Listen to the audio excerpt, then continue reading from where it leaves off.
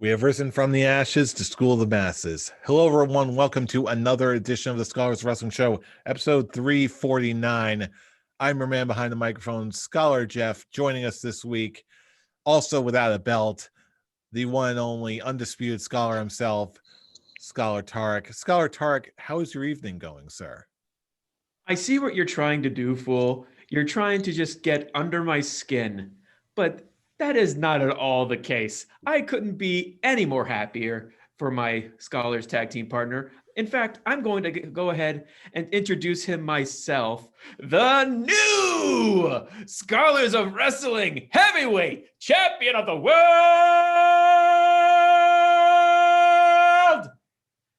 Scholar Bryan, congratulations on winning the Scholars of Wrestling Championship tournament. I couldn't be happier. I now hate Nikki Cross for life.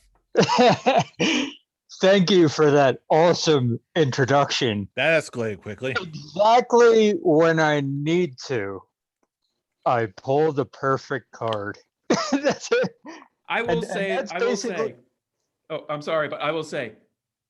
Not only do I hate the fact that it was basically so much in my favor, and it was just Nikki won.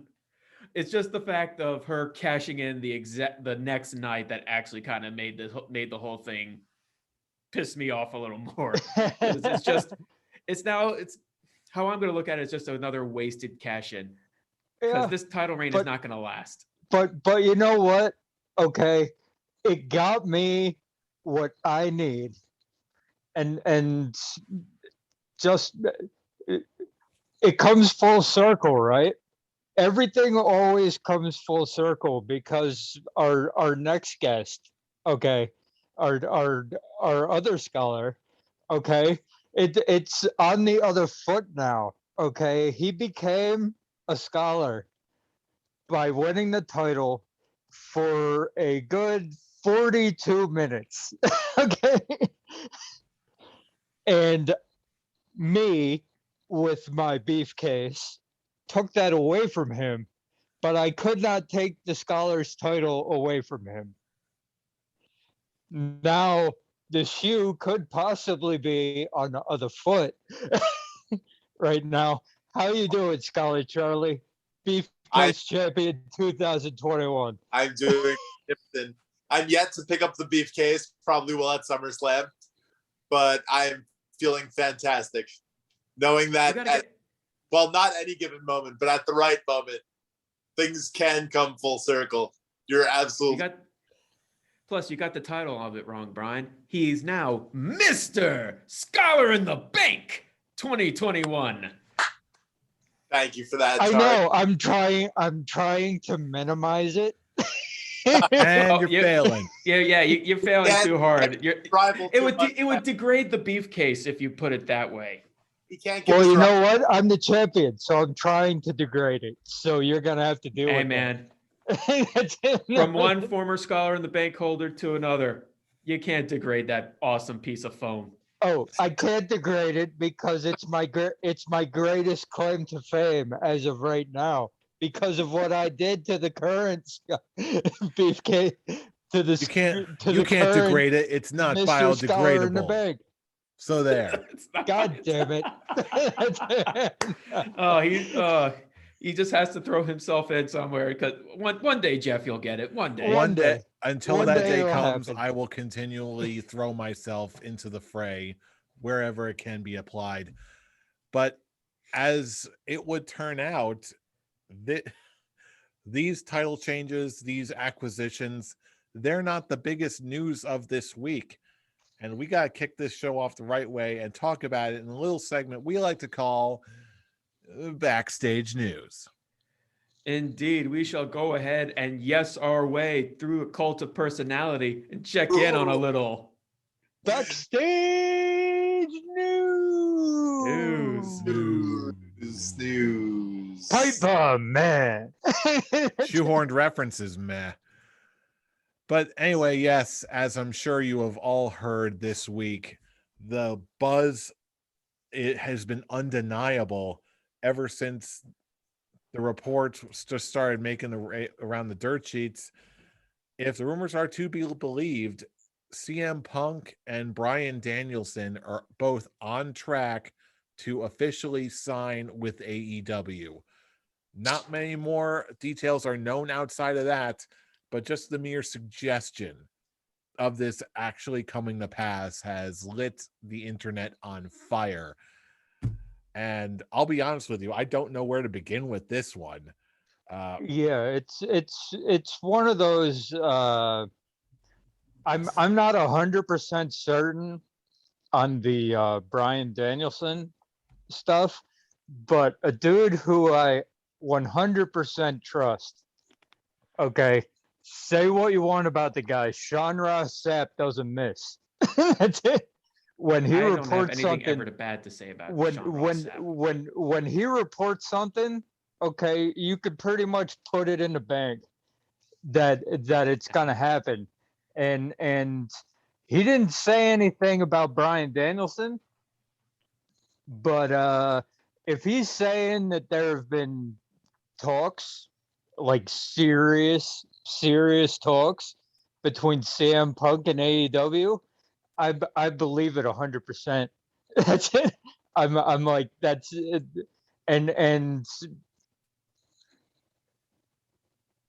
it's not like untrusted sources. Like you've had the Twitter people like Ringside News and all that coming on today and saying, "Hey, Bryan Danielson signed a contract like 3 days ago in the morning, and CM Punk confirmed it yesterday." I'm like, I don't believe that shit until I see it from my guy over here, and he was like, "Yeah, that's not confirmed," but I'm like, just hearing that talks are happening and like they're serious. It's not just like, "Hey, how do you feel about doing this?" It's like, no, it's like they're just hearing that it's serious. They're sitting down, they're talking. CM Punk wants to do it. Daniel Bryan obviously wants to do it. Okay, it's just one of those like this is huge. Like this is something that could change the landscape of everything. And it's funny how it actually happened. Just like the day before, okay, Sap was trolling 100% everything.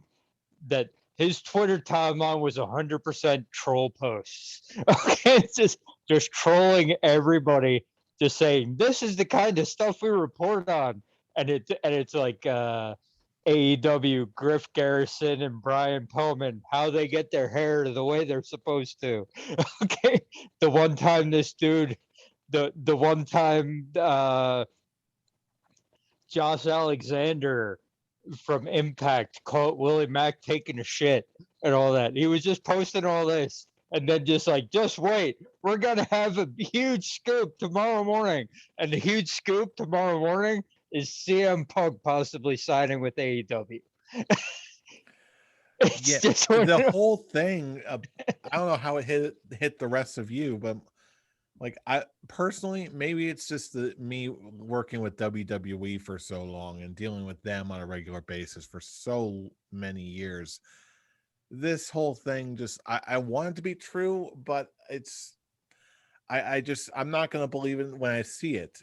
Is it just me, or am I being a little too cynical about this? I mean, what's going on? It's not the fact that you're being too cynical. I mean, there have for years stories about like at least CM Punk is concerned about him coming back to the ring, and it's always just been, well, the best way to put it, just rumors, speculations. This time it seems the most likely it's going to happen, and they're even speculating it's going to be at All Out in Chicago is when he's gonna debut, and Bryan Danielson appearing at the whatever the fuck it's called, Graham Slam in New York. Like that's the big rumor of his appearance. Of course, I'm gonna miss out on that one.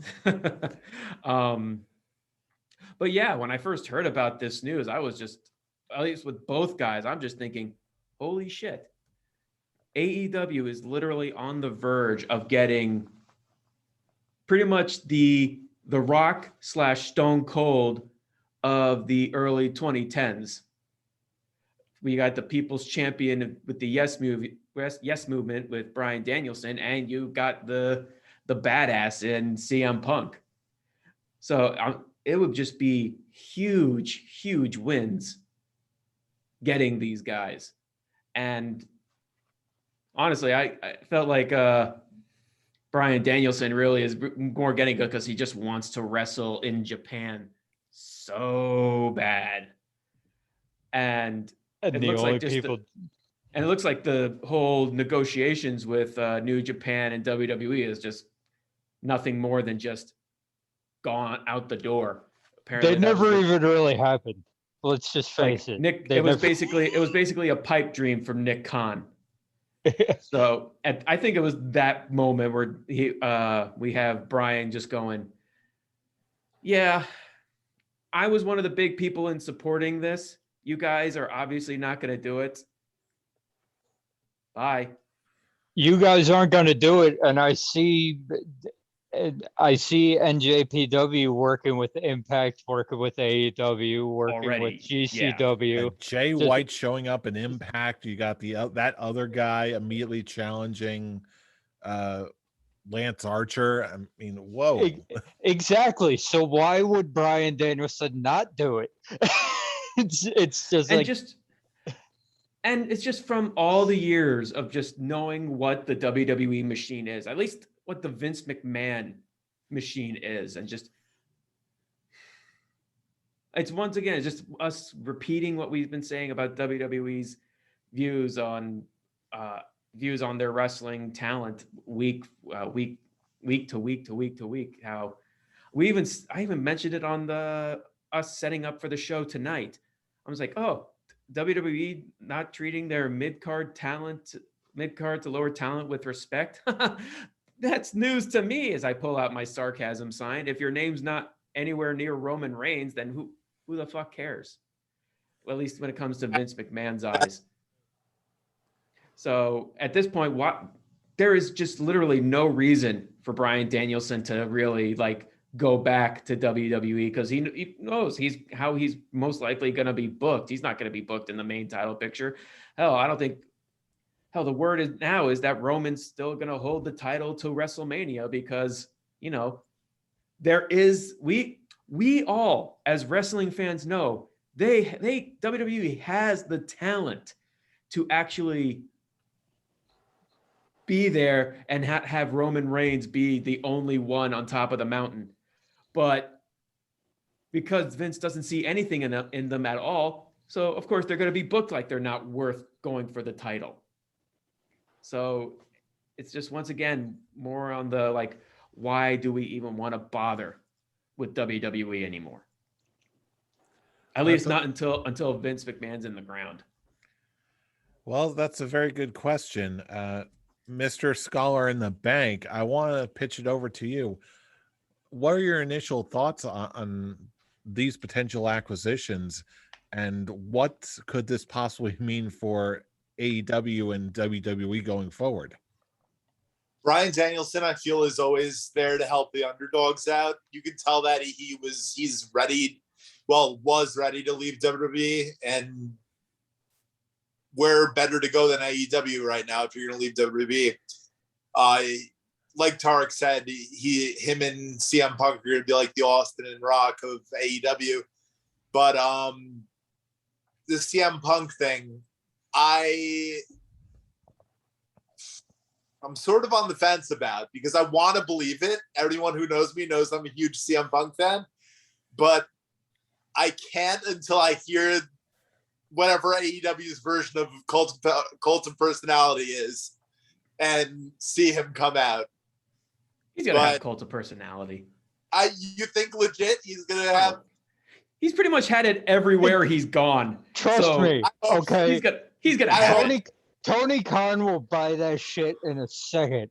Okay, that's it. He can actually have his finger on the pulse of fans and know what Whereas You're gonna have fans singing "Cult of Personality" the same way they sing Judas He and probably going already has. with He- Tarzan Boy. He probably bought it like a year ago when the rumors first started coming out. Like they weren't serious, but he's like, just in case, let me buy this track from you. So that being said, we're at a spot where we've heard CM Punk rumors so much that for me to fully believe that it's all but signed is just too good to be true in a sense. I just need to put this out there. Okay, it's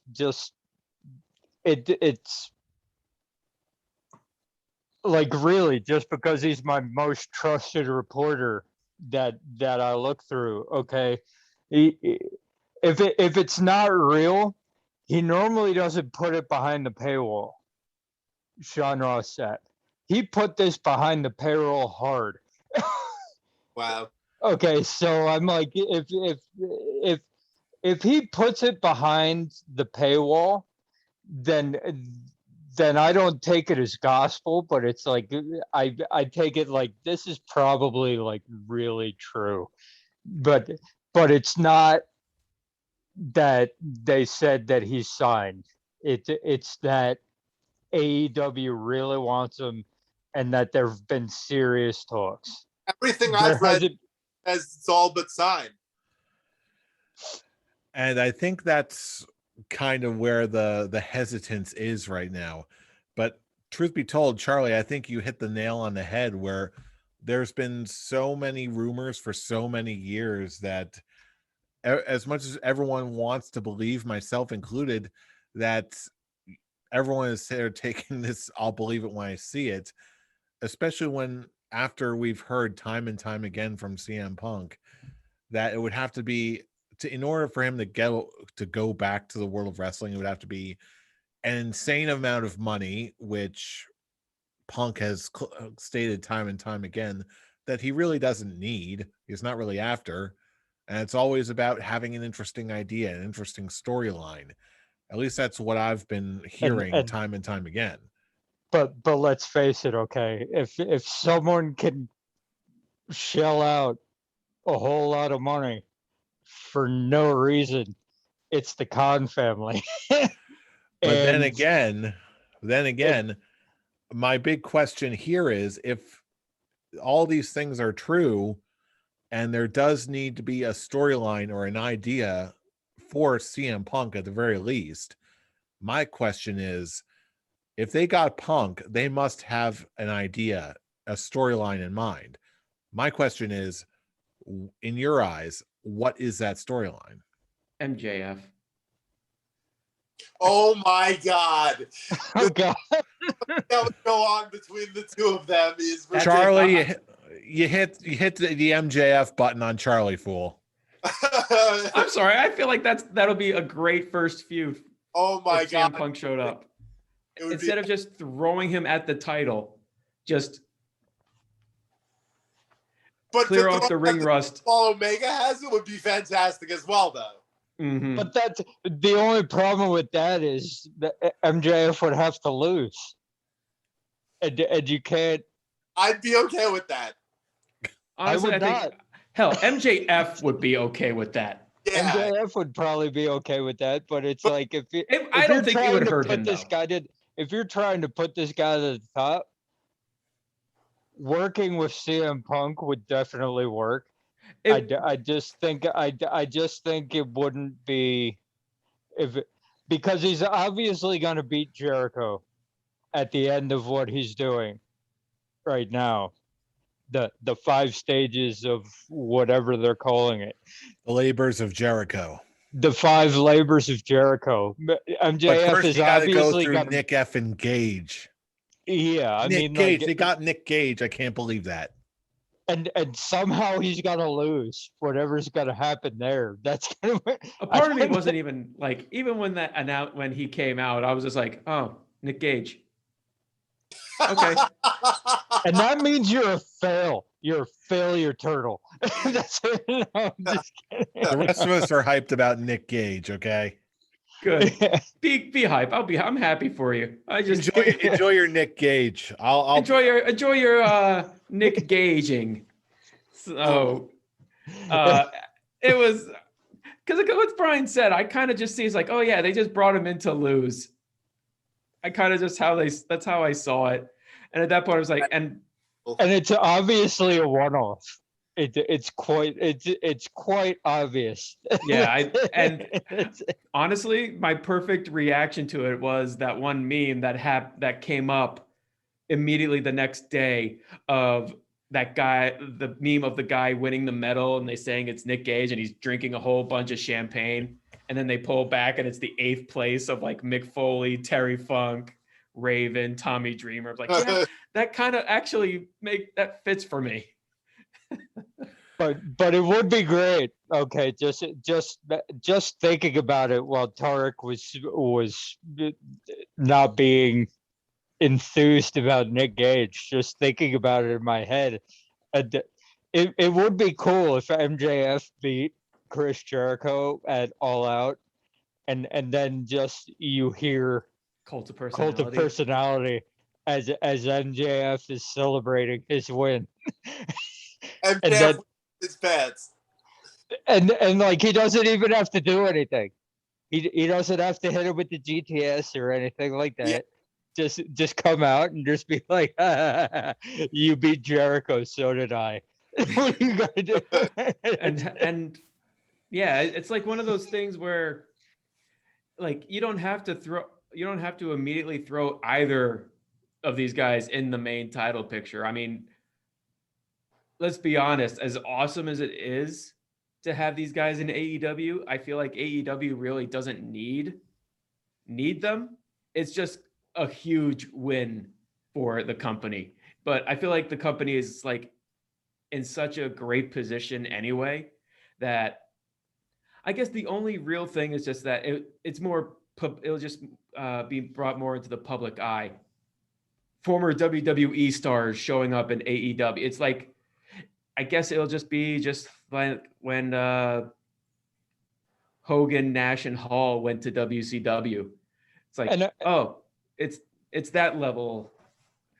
So it's like, oh, this company actually, it's like now we can, because whenever people, like the normal people, casual people think of wrestling, they immediately think WWE, but maybe this will help them. It's like, oh, it's not just WWE. It's like, oh, professional wrestling. Oh, that WWE stuff. And I think you're right on target with this, Fool.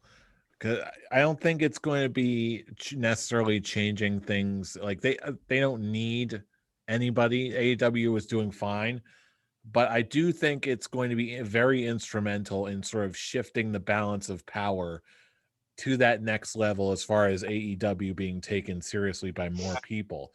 We already know AEW is great, but this is going to take it to another level, especially when WWE is still struggling to keep and maintain a relevant wrestling product.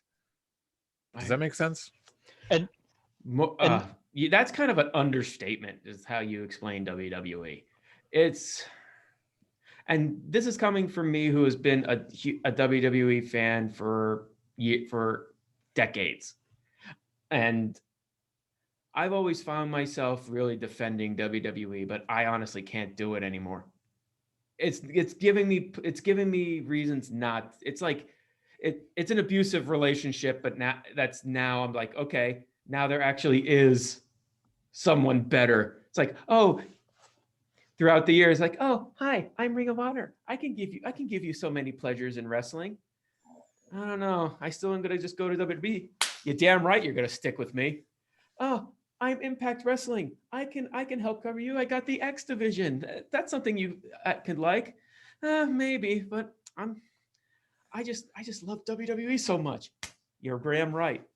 And now it's AEW coming in and just like, oh, I'm just like this, and I could give you something better than just constant slaps in the face and degrading me.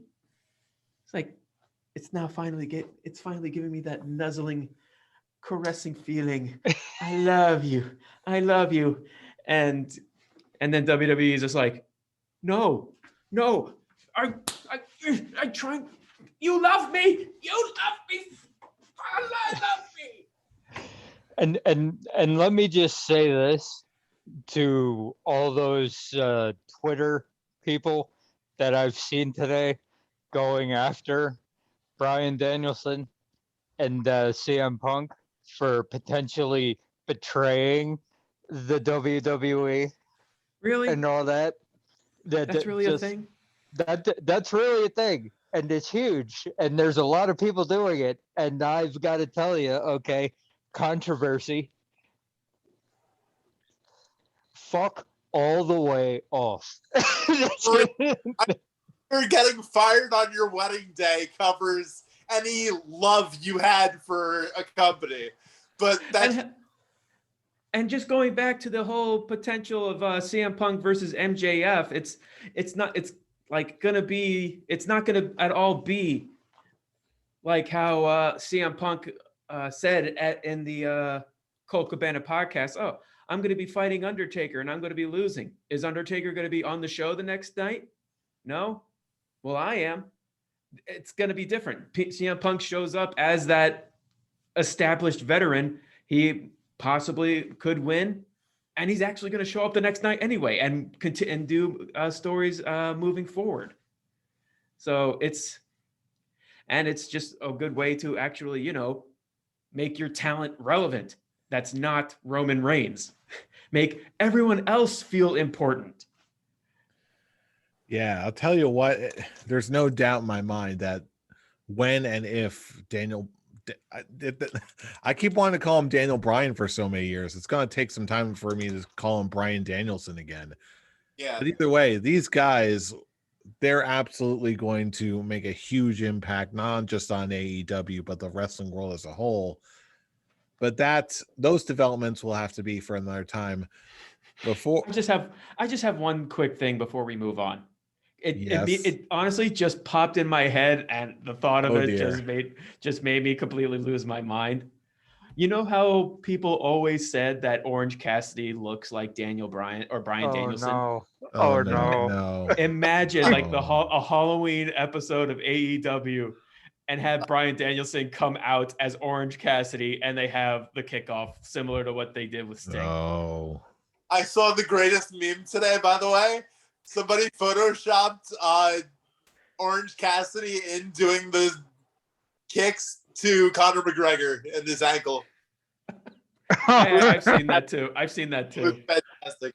Orange Cassidy and nothing versus CM Punk. and That's gonna be the belly nothing match. and nothing this week was better than Sting and Orange Cassidy Oh man, that took laying into each other. That took complete attention away from the match that was happening, and it just made me even smile more because you guys know how much I don't like Darby Allin.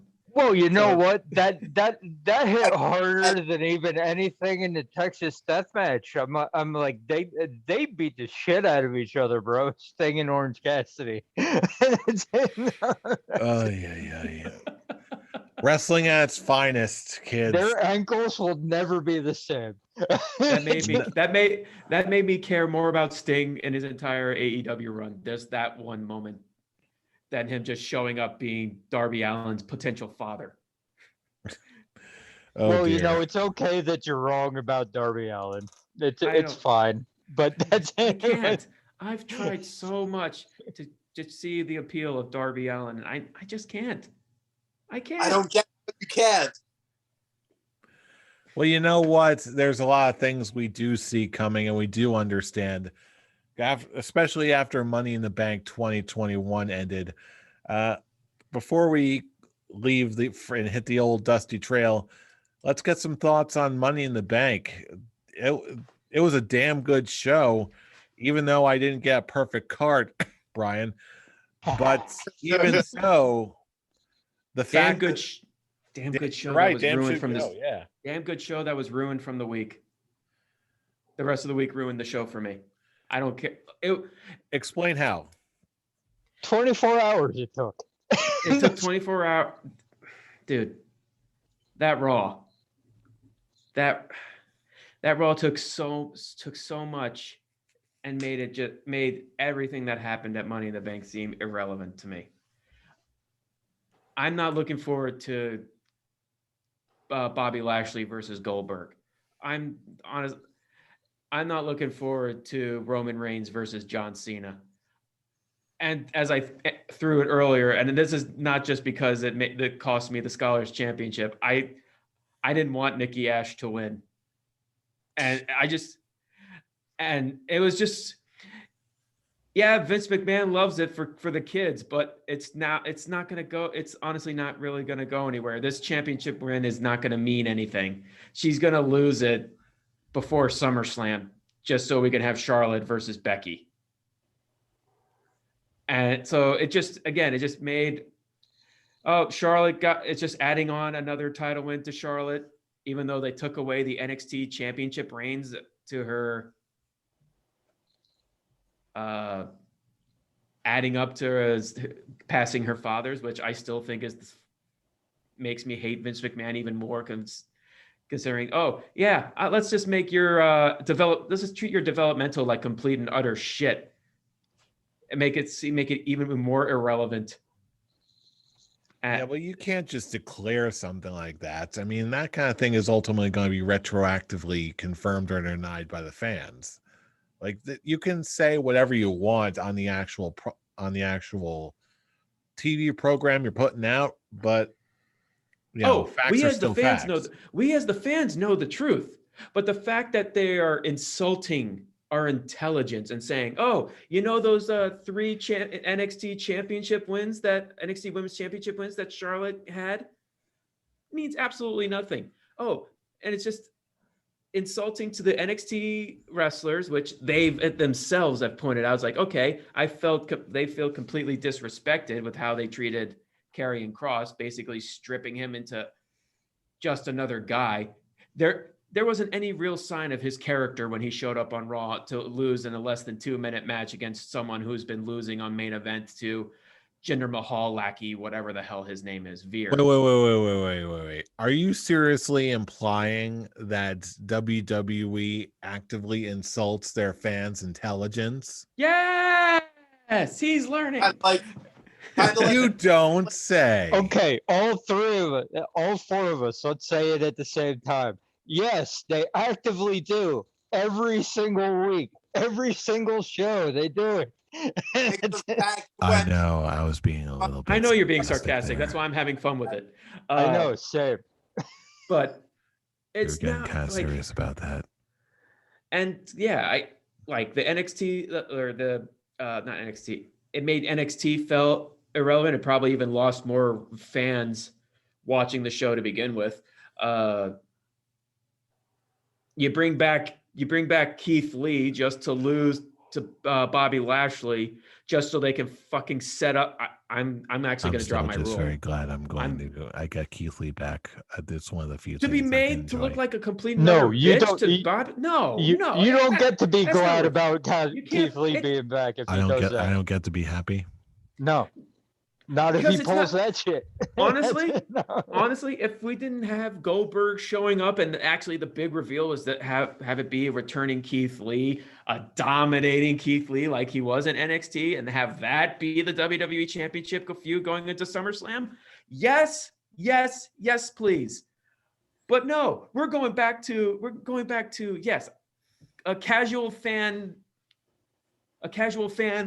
like and Bill Goldberg. But we all know the fact that, Goldberg's not winning. This is his second match of a 2-match-a-year contract. He's not winning the fucking championship. So what's the point? Just to make Bobby look strong. You don't need the Bill Goldberg to make Bobby look strong. You are showing this. So we love Bobby. Don't we love Bobby? I used to love Bobby. Not no more. Oh boy, it's now Hurt Business Bobby is officially gone. This is the Bobby Lashley that Vince McMahon has been wanting for years.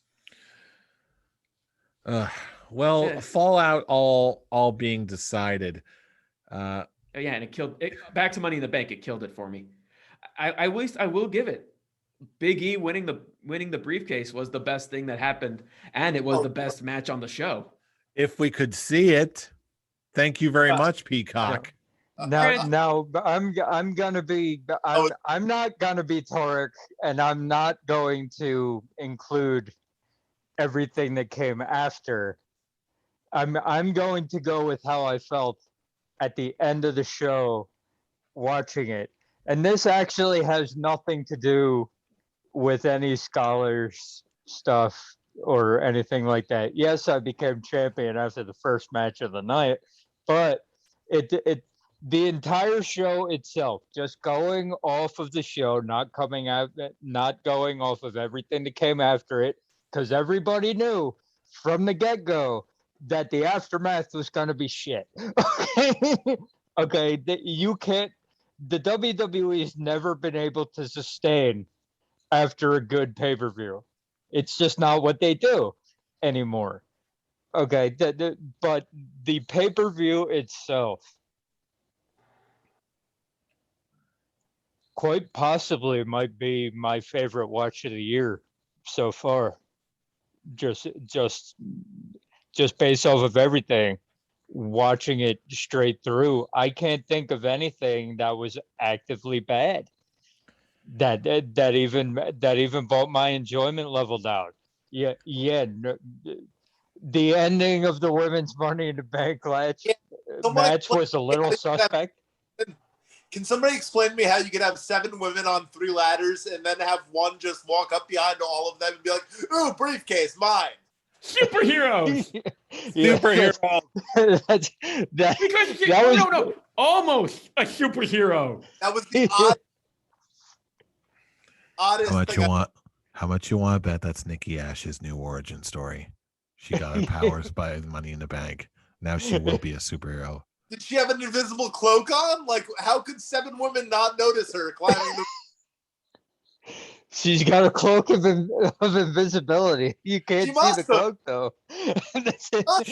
She picked up her cloak of elven kind and rolled a natural 20. I'm not gonna lie, that one was actually the only match that, like, before the week, because you're absolutely right, Brian. The rest of the week, we know the rest of the week was going to be crap. And normally it actually doesn't bother me. That's actually happened to me on a wrestling show, a wrestling pay-per-view in the past this year.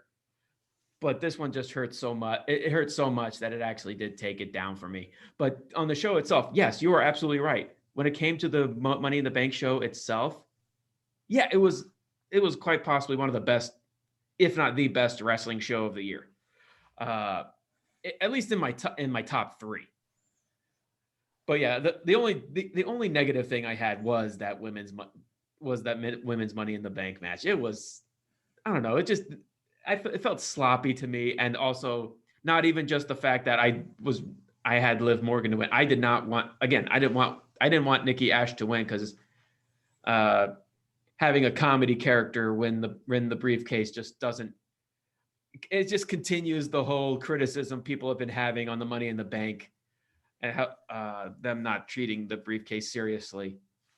And they're keeping half of that story going. At least with the second half, with the men's one, it was they redeemed it. And this one, Big E winning, was a big win. Yeah, and it looks like it's that stepping stone for putting him in the main event. But yeah, Raw just solidified it. Just having her cash in and win it the next night. Just like, oh yeah, they gave her a championship just to make the kids happy for the first Raw show that brought the audience back. She's gonna lose it way before SummerSlam, so they can start setting up Becky and Charlotte, because that's the real moneymaker. And she's gonna just disappear back to the irrelevancy, similar to like same position as Asuka. Yeah, but just watching the show, and at the end of the show and just taking in everything, yeah, this was a easy goat face for me. At the end of the show, like, I was amped up. I just like it. I am almost never amped up at the end of a WWE show. At the end of a WWE pay-per-view, I'm like, okay, that was good. Okay, time to go home, or time to go to bed, or something like that. But I was amped up, just chilling and just like I couldn't sleep because I'm like WWE just put on an awesome show. What the hell's going on here? I'll tell you what, I came very, very close to giving this thing a 5 out of 5 goat face, but I gotta bring my own personal score down to a full beard 4 out of 5. If only because everything that happened with Peacock was so unbelievably bad. I mean, if it was just a freak one-off, that would be one thing, but this is just like habitually Peacock is dramatically underperforming in my eyes.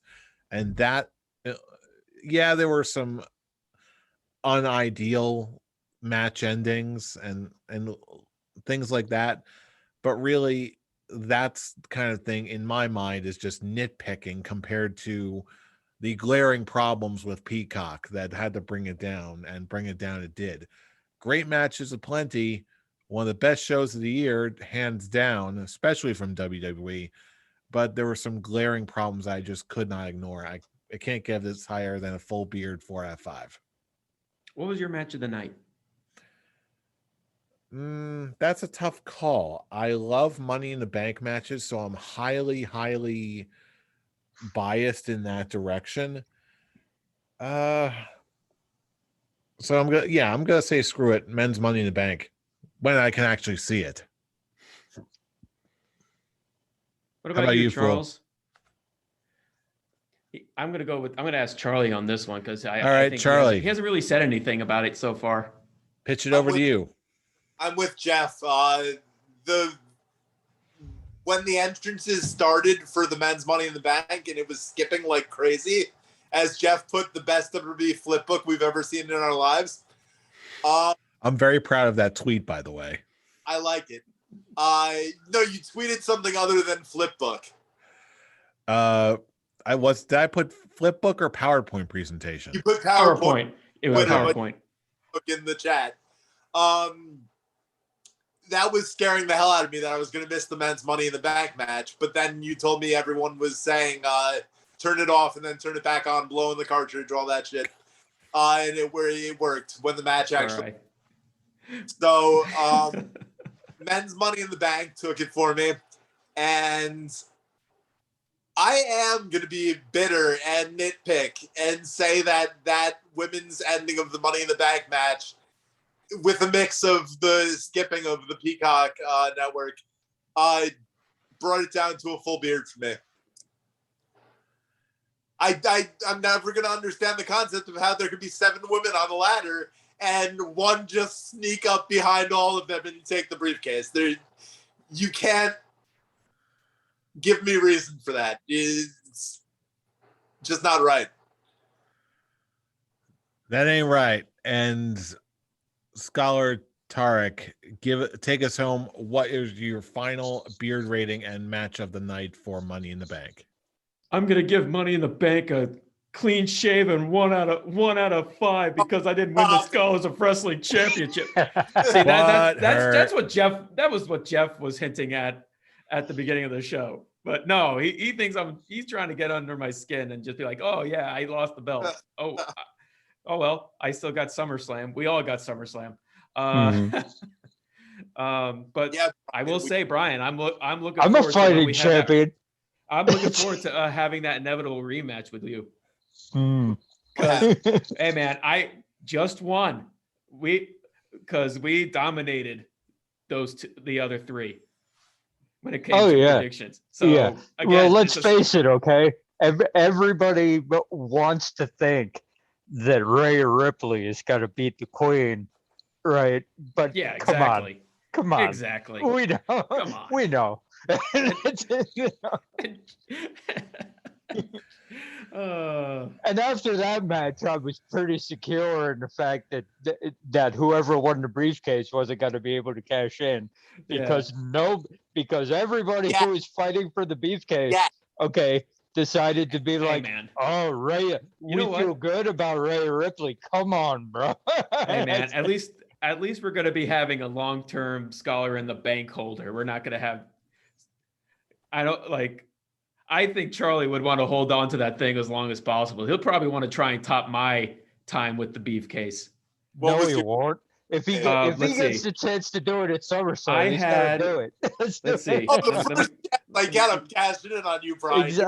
Exactly. I know this. Like if anyone else wins the beefcase, he's like, I'm not gonna cash in on you. I'm just gonna wait for Brian to get the title back just so I can cash in on him. Exactly.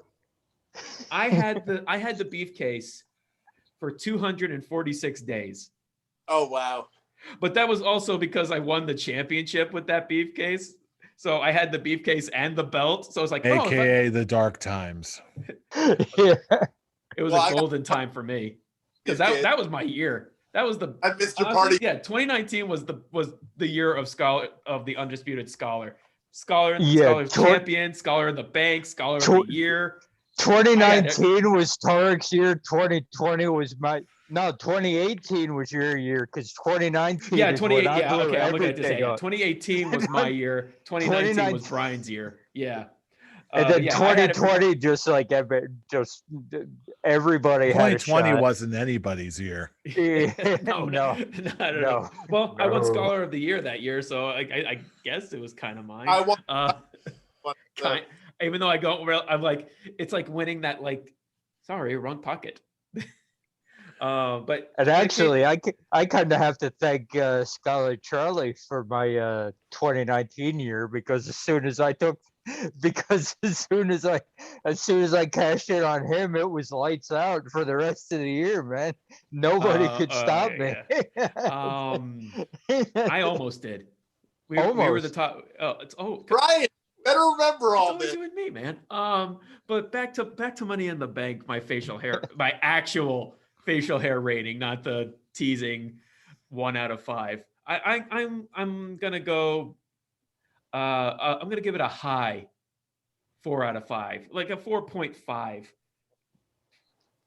Like it's a high 4 out of 5 for me because, yeah, that the women's it's not even like I didn't give a shit about the whole Peacock because it's Peacock. They've been screwing up wrestling shows since the beginning, so it's just more typical. They haven't learned. They're not going to learn anytime soon. But honestly, I probably would have been much more okay with them giving it to Nikki Ash, knowing I was like, if she came in the next night saying, I'm not going to cash this in anytime soon. This is just assurance that I'm going to get my rematch. I'm almost a superhero. I'm almost that inspiration. I'm going to continue until I feel like I'm ready to be not the almost superhero and be the actual superhero to defend the champion basically pull an RVD and announce when I'm getting the championship instead of just showing up randomly and winning it. Actually, yeah, that cash in actually lowered my hatred of that match even more. I feel like there were a lot more people in that one that actually deserved the women's briefcase, from Alexa Bliss, from Zelina Vega, from Liv Morgan. But now give it to the cartoon character and have basically the equivalent of the same night cash in, just winning it less than having her cash in and winning the championship less than 24 hours later, just to lose it to Charlotte again, just to add another championship reign to when she inevitably faces Becky at SummerSlam. Yeah, no, that's my response to that. So I'm going to give it a 4 out of 5. Money in the Bank was a great show, and the men's Money in the Bank was quite possibly one of the best men's Money in the Bank matches of all time for me. It was it was really good, and I felt I was trying so hard to hold back my screaming because late at night the kids are asleep, so I'm trying not to wake them with my celebration of Big E winning the briefcase, because I'm just like, finally he lost the Intercontinental Championship and he was stuck in basically the what? Oh my God! Mid-card hell. Mid-card hell, but I was the Phantom Zone. He was just stuck there, and now this is hopefully going to elevate him to actually him winning a World Heavyweight Championship win. And yeah, I felt super happy for him. Congrats to Big E on winning. I don't care about Goldberg. Or I don't care about Cena winning because I know they're going to be leaving after SummerSlam. So it's just way to bump a rating. Pretty much, and yeah. And nothing says us caring more about Raw than having John Cena come and challenge for the SmackDown title on Raw. That's how you open your Raw. That's what makes sense. Because John Cena does what he wants, and we all know it. But hey, and we still haven't gotten Bray. Where the hell is he? I am terrified. Why are you trying to make Jeff sad?